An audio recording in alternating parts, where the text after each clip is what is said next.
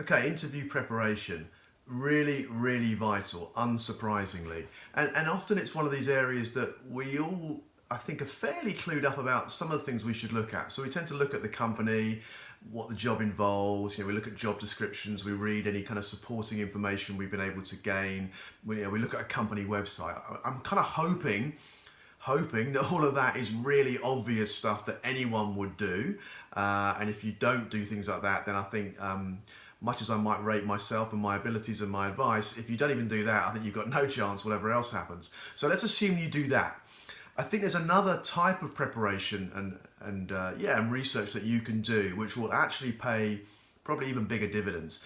What I'm getting at here is understanding what the company does and its wider position in the market. And I guess to some extent, what is that market? What's going on in that marketplace today? If you can have that level of, if you like, generic understanding about what it is that company's involved in and issues of the day, topics of the day, challenges for that market, things that are going well, things that are not going so well. I think what you then have is the capability in an interview to talk in a very conversational way about the role.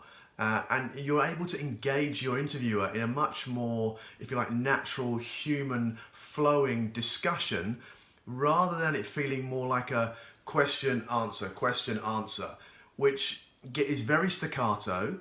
Yes, it hopefully gives you the chance to show that you know what you're talking about, but the whole thing feels very, as I say, very staccato, very It's not allowing you to build much in the way of rapport or empathy or connection or engagement with your interviewer, and this is vital. You want them to start to feel very comfortable about you and to see you as someone who's already an insider in their world, rather than someone who still feels like a very much on the outside, hoping to get in. So that generic understanding is every bit as important as the more precise stuff about the actual company and the actual role. You've got to do both, I think, if you want to be truly successful.